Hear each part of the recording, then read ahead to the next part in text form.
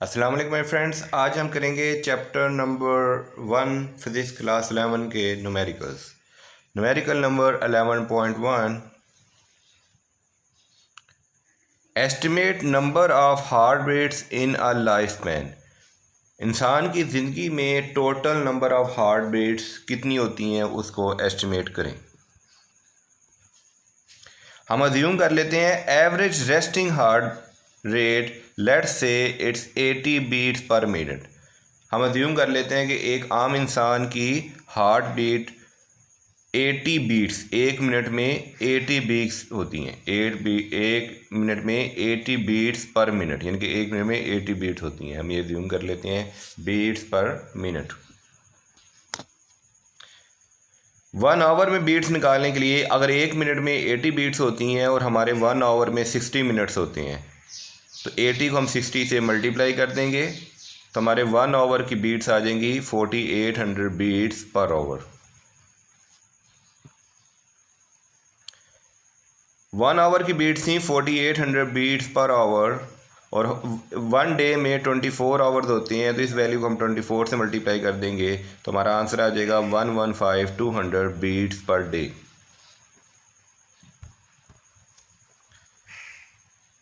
Beats per day हम निकाल चुके थे। हम एक साल में 365 डेज होते हैं, एक साल में 365 डेज होती हैं, तो डेज़ को बीट्स पर डे को 365 से मल्टीप्लाई कर देंगे तो ये बीट्स आ जाएंगी 42048000 बीट्स पर ईयर। हम अज्यूम कर लेते हैं कि एक इंसान की लाइफ है 70 ईयर्स, एक इंसान ज़िंदा रहता है 70 ईयर्स, तो बीट्स पर ईयर्स को हम 70 ईयर्स से मल्टीप्लाई कर देते हैं तो ये लाइफ स्पैन ऑफ बीट्स आ जाएगा। ये आप अब्जर्प्शन आप चेंज भी कर सकते हैं अपने लिहाज से, 60 ईयर्स भी कर सकते हैं। तो एक साल में इतनी बीट्स थी, इसे उसके ईयर्स के साथ मल्टीप्लाई किया तो ये इतनी बीट्स आ गई लाइफ स्पैन की। अगर इस वैल्यू को हम राउंड ऑफ करें तो ये एस्टिमेट आ रहा है 3 बिलियन बीट्स। एक आम इंसान अगर 70 साल जिंदा रहता है प्लस माइनस, तो वो एवरेज 3 बिलियन बीट्स, उसका दिल 3 बिलियन टाइम्स धड़कता है। Numerical 1.2 determine the dimensions of each of the following quantities. इन तमाम क्वांटिटीज़ के हम डायमेंशन निकालेंगे। पहला पार्ट है हमारे पास v² divided by acceleration into x displacement. Velocity का यूनिट होता है मीटर पर सेकंड, जिसे हमें डायमेंशन मिल गई, इसकी डायमेंशन होगी L/T। एक्सेलेरेशन का यूनिट होता है मीटर पर सेकंड स्क्वायर, इसकी डायमेंशन होगी L/T², जबकि x एक डिस्टेंस है जिसकी डायमेंशन होगी L। इन तमाम डायमेंशन को हमें फार्मूले में पुट करते हैं। वेलोसिटी की डायमेंशन थी L/T-1, ये t ऊपर जाके -1 हो जाएगा, इसका होल स्क्वायर। एक्सेलरेशन की डिमेंशन थी L/T-2 और x की डिमेंशन थी L। सिंप्लीफाई करते हैं, यह आ जाएगा L² -1 का स्क्वायर -2, इसको कंबाइन कर लेते हैं L और L² T-2।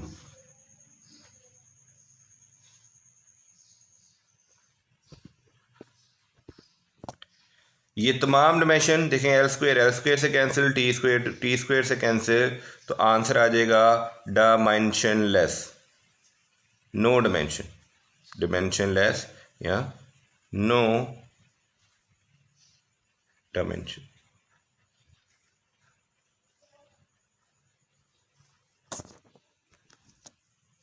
हमारा पार्ट बी है AT²/2 और टाइम की डिमेंशन होती है कैपिटल T। वैल्यू पुट कर देते हैं। एक्सेलरेशन डिमेंशन हम यहाँ निकाल चुके हैं L/T-2, टाइम की डिमेंशन है T और इसका होल स्क्वायर, और कांस्टेंट की कोई डिमेंशन नहीं होती, इसको सिंप्लीफाई करते हैं, ये आ जाएगा L/T-2 और ये आ जाएगा T+2, L/T-2 -2 आपस में कैंसिल, तो हमारी डिमेंशन आ गई L,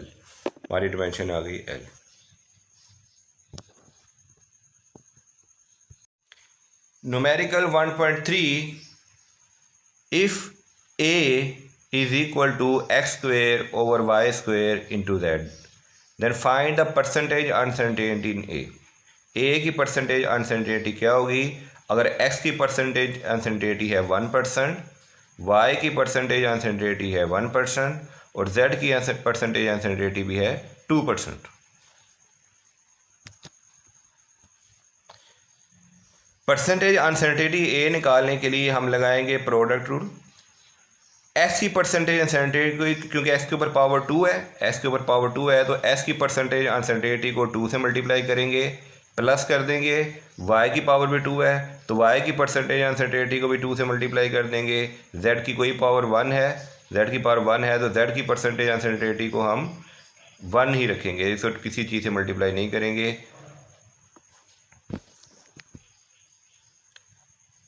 परसेंटेज अनसर्टेनिटी अब वाई क्या आएगी? देखें, एक्स की परसेंटेज अनसर्टेनिटी थी 1%, क्योंकि इस पर पावर स्क्वायर था तो इसको हमने 2 से मल्टीप्लाई कर दिया। वाई की परसेंटेज अनसर्टेनिटी थी 1%, इस पर भी स्क्वायर था, इसको भी 2 से मल्टीप्लाई कर दिया। और जेड की परसेंटेज अनसर्टेनिटी थी 2%, इस पर स्क्वायर नहीं था, इसको ऐसे ही रखा।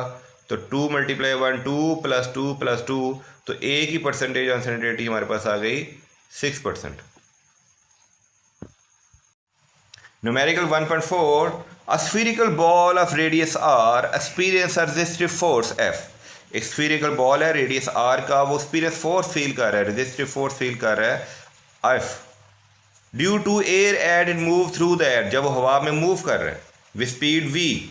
और resistive force का फार्मूला हमें दिया हुआ है F = CRV और C हमारे पास है कांस्टेंट। हम डिमेंशंस को यूज़ करते हुए C का यूनिट निकालेंगे इन SI सिस्टम। हमें F दिया हुआ है CRV, C का हमने यूनिट निकालना है तो C इक्वल हो जाएगा F/RV। इनके हम यूनिट निकालते हैं पहले यूजिंग डिमेंशन। F का फार्मूला होता है मास इनटू एक्सेलरेशन। मास का यूनिट होगा, डिमेंशन होगी m और एक्सेलरेशन की डिमेंशन होगी L/T²।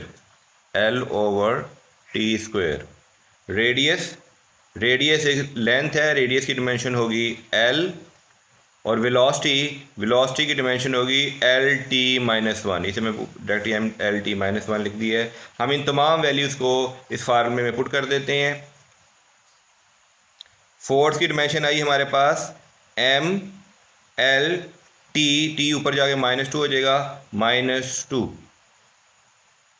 R की वैल्यू आई, डिमेंशन आई L और वेलोसिटी की डिमेंशन आई LT-1। अब हम इन सबको कंबाइन कर लेंगे। हमारे पास मास एक ही है तो हमारे पास डिमेंशन आई मास m। L देखें, एक L ऊपर है, एक L नीचे, 2 L नीचे हैं, एक L से कैंसिल हो गया, ये L ऊपर जाके हो जाएगा -1L। T देखें, ये -2 है, ये भी -1 है, ये -1 ऊपर जाके हो जाएगा +1, तो -2 + 1 तो T की वैल्यू आ जाएगी -1। ये हमारे पास डिमेंशन आ गई। अब इसे ऐसा यूनिट निकालते हैं। मास का यूनिट होता है kg, metre inverse second inverse. Length के लिए मीटर इनवर्स, सेकंड के लिए और टाइम के लिए सेकंड इनवर्स। तो ये हमने C का बेस में, SI यूनिट में, बेस यूनिट में हमने उसका यूनिट निकाल लिया। Numerical 1.5, the pressure P at a depth H is an incompressible fluid. वो कंप्रेस नहीं हो रहा, इसका मतलब उसकी डेंसिटी चेंज नहीं होगी। And density rho is given by pressure = ρgh, where g is acceleration due to gravity. Check the homogeneity of this equation. इस इक्वेशन की हम होमोजेनिटी चेक करेंगे। न्यूमेरिकल सॉल्व करने के लिए पहले हम डेंसिटी का फार्मूला लिखते हैं। डेंसिटी का फार्मूला होगा मास पर यूनिट वॉल्यूम, और मास का यूनिट होगा kg और वॉल्यूम का मीटर क्यूब। प्रेशर का होगा force per unit area. Force equal होती है mass into acceleration according to Newton law, और एरिया वैसे। मास का यूनिट होगा kg, एक्सेलरेशन का होगा मीटर पर सेकंड स्क्वायर। यहाँ में मैं स्क्वायर डाल दिया, मीटर पर सेकंड स्क्वायर। नहीं, 1 मीटर यहाँ पे है, यहाँ मीटर स्क्वायर है, तो मीटर मीटर स्क्वायर से कैंसिल, तो हमारे पास प्रेशर के यूनिट आया KG metre per second square. अब हम P is equal to rho G H की होमोजेनिटी चेक करेंगे। प्रेशर का हम यहाँ पे यूनिट निकाल चुके हैं KG metre per second square, rho का भी हम निकाल चुके हैं KG per metre cube, pressure का मैं पुट कर दिया KG metre per second square, rho का डेंसिटी का KG per metre cube, acceleration due to gravity और एक्सेलरेशन का एक यूनिट होता है metre per second square, metre per second square, height का यूनिट होगा मीटर। अब हम इसको डिमेंशन में कन्वर्ट कर लेते हैं। केजी की डिमेंशन होगी M mess, metre per second square की डिमेंशन होगी एल टी की पावर 2, ये 2 लिखा हुआ है, एल टी की पावर 2। यहाँ केजी का होगा एम मैस, एम की एल, इसकी भी एल, मीटर क्यूब की एल क्यूब और सेकंड स्क्वायर का टी स्क्वायर, सेकंड स्क्वायर का टी स्क्वायर। अब देखें यहाँ पे 3 एल क्यूब है, यहाँ 2 है, तो 2 इस 3 से कैंसिल हो गया, सिर्फ एक एल बचेगा। और यहाँ पे मैस एम और टी की पावर -2। तो प्रेशर का हम पहले ही निकाल चुके थे, M L T -2, M L T -2 यहाँ निकाल चुके थे। तो left hand side is equal to right hand side, तो इसका मतलब है ये इक्वेशन होमोजेनाइज है, ये इक्वेशन बिल्कुल ठीक है, डिमेंशन से हमने इसको वेरीफाई कर लिए। Estimate how many proton are there in a bacterium. एक बैक्टीरिया के अंदर कितने प्रोटॉन होते हैं। हम अज्यूम कर लेते हैं कि नंबर ऑफ प्रोटॉन और नंबर ऑफ न्यूट्रॉन बैक्टीरिया में इक्वल हैं, और बैक्टीरिया मेनली कंपोज करता है प्रोटॉन और न्यूट्रॉन पे, मेनली कंपोज करता है प्रोटॉन और न्यूट्रॉन पे। इलेक्ट्रॉन का मैस हम स्किप कर देते हैं। तो number of proton plus neutron होगा mass of bacteria, bacterial mass divided by mass of proton. हमने अज्यूम कर लिया है कि नंबर ऑफ प्रोटॉन और न्यूट्रॉन इक्वल हैं, और नियरली इनका एवरेज मैस भी इक्वल होता है। मैंने एवरेज काट दी है, एवरेज मैस भी नियरली इक्वल ही ले लेते हैं। तो बैक्टीरिया, एक बैक्टीरियल का मैस होता है 10 की पावर -15 kg, और प्रोटॉन का मैस होगा 10 की पावर -27 kg। इसको हम डिवाइड करेंगे तो ये आ जाएगा 10 की पावर 12, 10 की पावर 12। ये 10 की पावर 12 जो आपका आंसर आया है, ये है न्यूट्रॉन और प्रोटॉन का मैस, ये है न्यूट्रॉन और प्रोटॉन का मैस, याद रखिएगा, ये है न्यूट्रॉन प्रोटॉन का मैस। अगर सिर्फ प्रोटॉन निकालने हैं तो ये इक्वल नंबर ऑफ में हमने लिए थे, प्रोटॉन इज इक्वल न्यूट्रॉन, तो इसको हमें 2 से डिवाइड करना होगा, 2 से डिवाइड करना होगा, तो हमारा आंसर आ जाएगा 5 × 10⁻11। याद रखिए ये मैथ है न्यूट्रॉन और प्रोटॉन का, तो मे भी बुक में आपको ये आंसर दिया हो, ये मैथ है न्यूट्रॉन और प्रोटॉन का। और प्रोटॉन क्योंकि न्यूट्रॉन के हाफ होते हैं, अगर हम इक्वल एस्टिमेट कर लें तो प्रोटॉन, नंबर ऑफ प्रोटॉन आएंगे 5 × 10⁻11।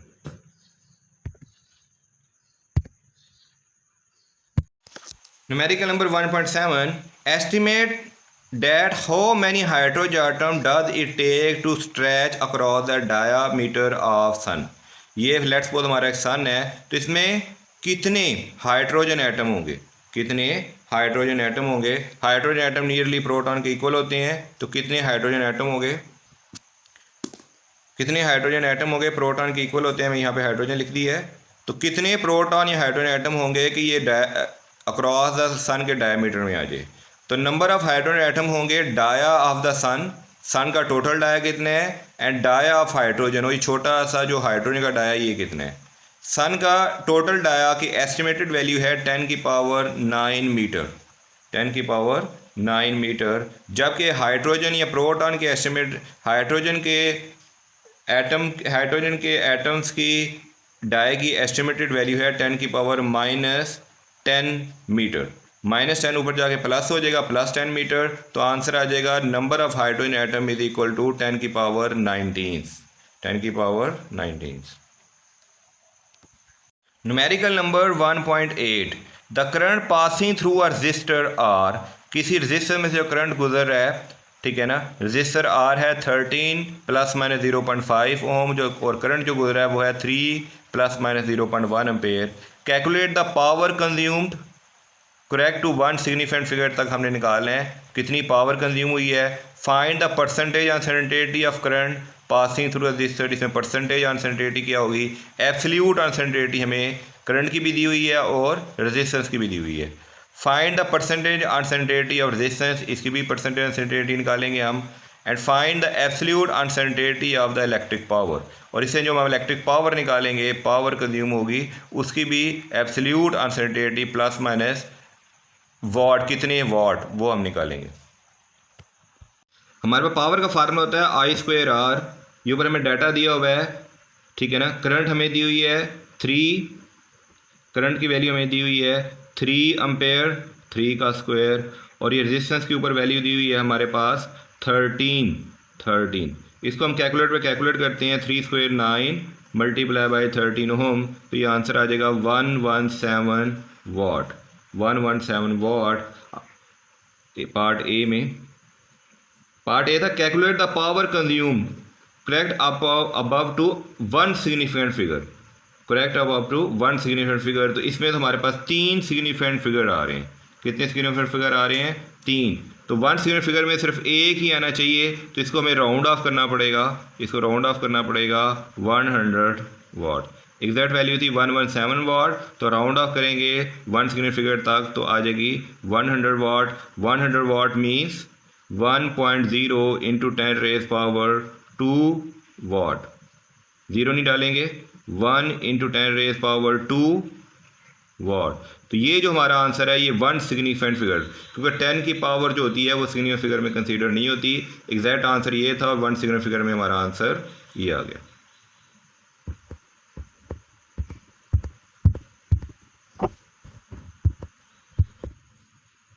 Part B percentage uncertainty of current हम निकालेंगे, जो होगी एब्सोल्यूट अनसर्टेनिटी।